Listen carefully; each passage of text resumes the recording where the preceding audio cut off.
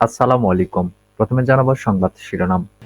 একটা নির্বাচন কিংবা ভোটের জন্য এত মানুষ জীবন দেয়নি বললেন আসিফ মাহমুদ।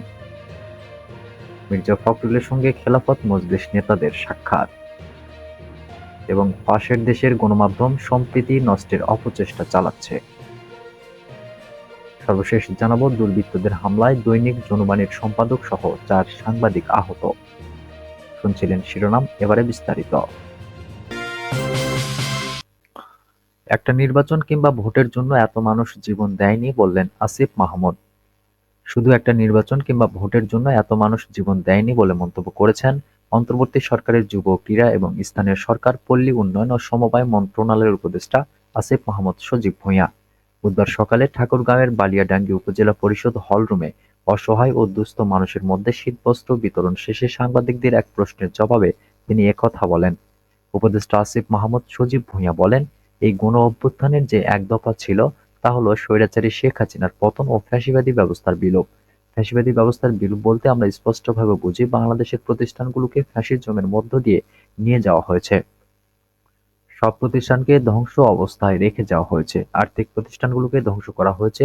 সেই জায়গা থেকে এক দফা বাস্তবায়নের জায়গা থেকে আমরা মনে করি সংস্কারের কার্যক্রম অত্যন্ত গুরুত্বপূর্ণ। শুধু একটা নির্বাচন কিংবা ভোটের জন্য এত মানুষ জীবন দেয়নি। আমরা ধারণা করছি 2 সহস্রাধিক মানুষ শহীদ ও 20,000-এর বেশি আহত। শহীদ পরিবার ও আহত ব্যক্তিরাও সংস্কারের কথা বলছেন মন্তব্য করে আসিফ মাহমুদ বলেন, এই সরকারের ক্লিয়ার ম্যান্ডেট হচ্ছে আমরা সংস্কার কার্যক্রমগুলো করব। আপনারা জানেন আমাদের কমিশনগুলোর 3 মাসের মতো সময় হয়ে যাচ্ছে। তারা প্রস্তাবনা দেবে। তারপর যারা স্টেক হোল্ডার আছে তাদের সঙ্গে কথা বলে সংস্কার কার্যক্রম বাস্তবায়ন করে একটা নির্বাচনের দিকে যাব। আন্দোলনে ঠাকুরগাঁওয়ের আহত ব্যক্তিরা সরকারি সহযোগিতা পাচ্ছেন না বলে জানানো হলে উপদেষ্টা আসিফ মাহমুদ বলেন, ঠাকুরগাঁওয়ের আহত কয়েকজনের সঙ্গে আমার কথা হয়েছে, যারা এখানে প্রতিনিধি হিসেবে কাজ করছে। তাদের সঙ্গেও কথা হয়েছে আহত ব্যক্তিদের চিকিৎসার ব্যাপারে আরও কিভাবে সহযোগিতা করা যায়। বিষয়টি কেন্দ্রীয়ভাবে জুলাই শহীদ স্মৃতি ফাউন্ডেশনের যারা দেখেন তাদের সঙ্গে যোগাযোগের ব্যবস্থা করেছি। আশা করি সামনের দিনে আর এই সমস্যাগুলো থাকবে না। উপদেষ্টা আসিফ মাহমুদ আরও বলেন, জনগণ যেভাবে চায় আমরা সেভাবে বাংলাদেশকে গড়তে চাই। প্রতিটি প্রতিষ্ঠান যেন জনবান্ধব হয়ে কাজ করতে পারে সেভাবেই গড়ে দিয়ে যেতে চাই। মির্জা ফখরুলের সঙ্গে খেলাফত মজলিস নেতাদের সাক্ষাৎ। বিএনপি মহাসচিব মির্জা ফখরুল ইসলাম আলমগীরের সঙ্গে সাক্ষাৎ করেছে খেলাফত মজলিসের একটি প্রতিনিধি দল। বুধবার গুলশানে বিএনপি চেয়ারপারসনের রাজনৈতিক কার্যালয়ে এ সাক্ষাৎ হয়। বিএনপির মিডিয়া সেলের সদস্য শাহরুল কবির খান বিষয়টি নিশ্চিত করেন।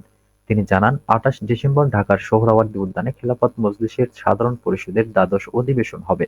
সেই অধিবেশনে আমন্ত্রণ জানাতে খেলাফত মজলিসের প্রতিনিধি দল গুলশানে এসেছিলেন। এ সময় বিএনপির মহাসচিব মির্জা ফখরুল ইসলাম আলমগীর বলেন, ধর্মীয় মূল্যবোধ রক্ষা করা সবারই দায়িত্ব। খেলাফত মজলিস ইসলামী মূল্যবোধকে রক্ষা করবে বলে আশাবাদ ব্যক্ত করেন মির্জা ফখরুল। খেলাফত মজলিসের ১২ সদস্যের প্রতিনিধি দলের নেতৃত্ব দেন খেলাফত মজলিসের চেয়ারম্যান অধ্যাপক মোহাম্মদ আব্দুল কাদের। পাশের দেশের গণমাধ্যম সম্প্রীতি নষ্টের অপচেষ্টা চালাচ্ছে। ইসলামী আন্দোলন বাংলাদেশের আমির সৈয়দ মোহাম্মদ রেজাউল করিম বলেছেন, প্রতিষ্ঠা লগ্ন থেকে বাংলাদেশে সাম্প্রদায়িক সম্প্রীতি বিরাজমান থাকলেও ৫ই আগস্ট পরবর্তী সময়ে পার্শ্ববর্তী দেশের কিছু গণমাধ্যম ও রাজনৈতিক দল পতিত ফ্যাসিস্টদের হয়ে সংখ্যালঘু নির্যাতনের কল্পকাহিনী প্রচার করছে। তারা সাম্প্রদায়িক সম্প্রীতি বিনষ্টের অপচেষ্টা চালিয়ে যাচ্ছে। বুধবার এক বিবৃতিতে তিনি এসব কথা বলেন। রেজাউল করিম বলেন, দেশবিরোধী অপশক্তি অতীতে কোনো ষড়যন্ত্র করে দেশের বিদ্যমান সাম্প্রদায়িক সম্প্রীতি বিনষ্ট করতে পারেনি, ভবিষ্যতেও পারবে না। বাংলাদেশে সংখ্যালঘু বা সংখ্যাগরিষ্ঠ হিসেবে কোনো বৈষম্য নেই। আমাদের পরিচয় আমরা সবাই বাংলাদেশী। ৫ই আগস্ট পরবর্তী সময়ে অন্য ধর্মাবলম্বীদের উপাসনালয়ে ইসলামী আন্দোলন বাংলাদেশ সহ বাংলাদেশের মানুষ সচেতন থেকে নিজ উদ্যোগে পাহারা দিয়েছে।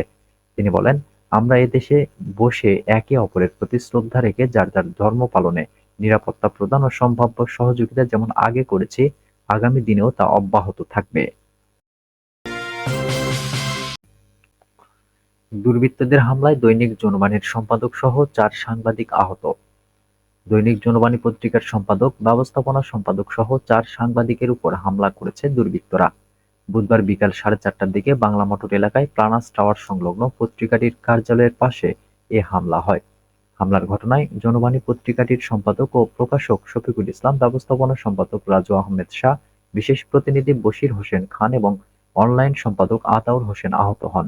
সন্ধ্যা ৬টায় তাদেরকে ঢাকা মেডিকেল কলেজ হাসপাতালে নেওয়া হয়। সেখানে আহত সবাই প্রাথমিক চিকিৎসা নেন। আহত সাংবাদিক বশির হোসেন খান বলেন, বিকাল ৪:৩০টার দিকে হঠাৎ করে ২০ থেকে ২২ জনের একটি দুর্বৃত্ত দল রড, লাঠিসোঁটা নিয়ে অতর্কিত হামলা চালায়। তখন আমরা কিছুই বুঝতে পারছিলাম না। পূর্ব পরিকল্পিতভাবে তারা আমাদের উপর হামলে পড়ে। আমরা তাদের কাউকে চিনতে পারিনি। এর আগে হামলাকারীরা জনবাণীর পত্রিকার কার্যালয়ে গিয়েছিল জানিয়ে তিনি বলেন, আমরা বসুন্ধরা সিটি সেন্টার থেকে অফিসে যাচ্ছিলাম। আমাদেরকে অফিসে না পেয়ে দুর্বৃত্তরা আমাদের খোঁজে বের হয়ে রাস্তায় পেয়ে হামলা চালায়। পরিকল্পিতভাবে এ হামলা করা হয়েছে জানিয়ে বশির হোসেন খান বলেন, তারা আমাদেরকে পেয়ে প্রথমে নাম জিজ্ঞেস করে, এরপর হামলা চালায়। এমনভাবে এসেছিল যে মনে হয়েছে দূর থেকে কেউ দেখিয়ে দিয়েছে। হামলায় সম্পাদকের মাথা, হাত ও পিঠে ক্ষত হয়েছে। সম্পাদককে হত্যার জন্য টার্গেট করে এ হামলা চালানো হয়। ঢামেক হাসপাতালের পুলিশ ক্যাম্পের ইনচার্জ মোহাম্মদ ফারুক বলেন, বাংলা মোটর এলাকায় হামলার ঘটনায় আহত ৪ সাংবাদিক প্রাথমিক চিকিৎসা নিয়েছেন।